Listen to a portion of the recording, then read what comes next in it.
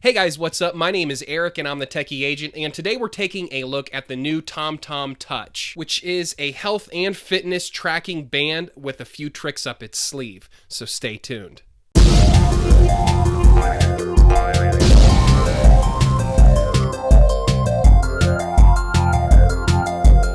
So this is the TomTom Touch, and in many ways this looks like your average fitness tracker, and in many ways it is. It's a very simple watch or band. It's not very wide. It's a nice sleek rubber fitness tracker that sits right comfortably against your wrist, doesn't protrude out very far, so you're not going to have any issues wearing long-sleeved shirts. I really like the overall simplicity of its design. It has a simple capacitive button on the front of the watch face that's used for a couple of different applications and functions. It does also have a swiping touchscreen that you use to swipe through different options, and we'll get to that here in a moment as well. The TomTom Touch is really made up of two basic parts. First, you have the band, the rubber band that comes in an assortment of different colors and different styling options, and then you have the main brain or module that snaps into that band, and you can also then remove it to charge it, plugging it into your computer or your phone charger. On a full charge, I've consistently got around 5 days worth of use before I've had to recharge. Now, the feature that sets the TomTom Touch apart from other fitness trackers is its body composition feature.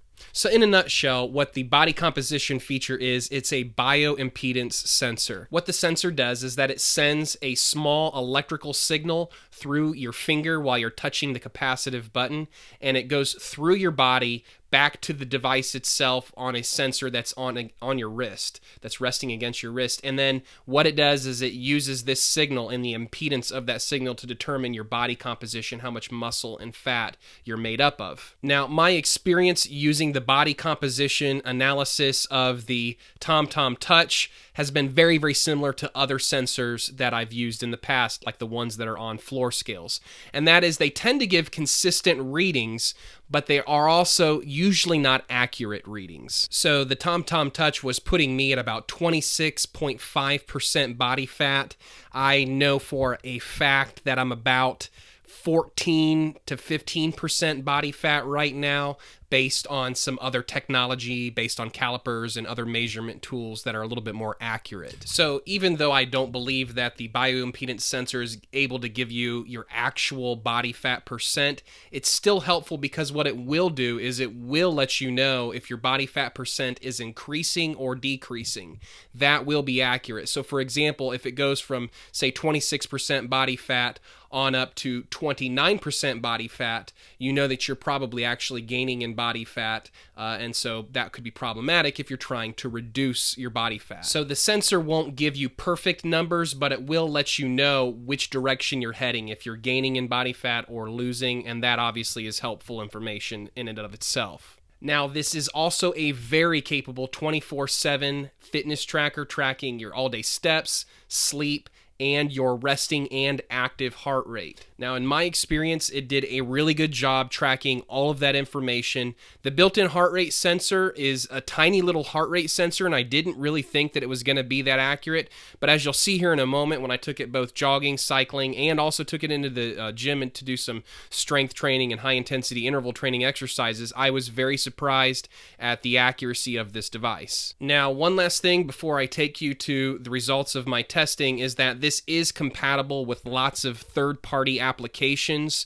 and other fitness and health accounts that you might already be part of. So that's definitely a plus to see that this plays well with other brands. Now, this was a surprising device for me because the optical heart rate sensor was a little bit smaller than what you typically see on most advanced fitness trackers right now, and yet it was very, very accurate. So I guess in this case, size does not matter. So I took this jogging both on a treadmill and outdoor and found that this was a very capable device as far as the heart rate sensor goes. So you can see the heart rate graph here, and then I'm going to take a heart rate graph that was collected from my Garmin VivoActive HR and superimpose it over the heart rate data of the TomTom, and you'll see that it was nearly identical. And so I found that the heart rate sensor was more than adequate for steady state cardio exercises like jogging and riding your bike, hiking, walking, anything like that. Now, this does not have onboard GPS, and TomTom makes no attempt at using the accelerometer to estimate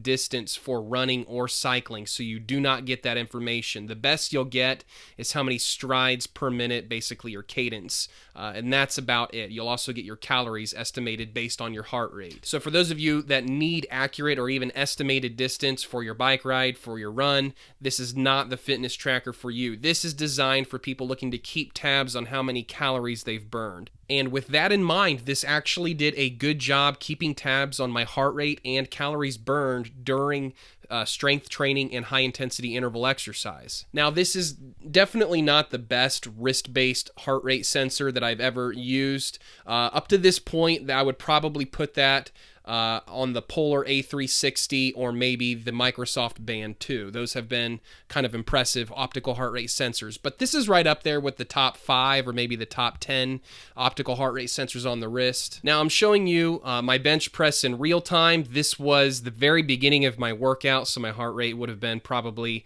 70 or 80 beats going into this bench press. And immediately after getting off the bench, you're going to see here that when the camera focuses, that it was showing that my heart rate was about 140, 139, 140 is what it's showing on the screen right now.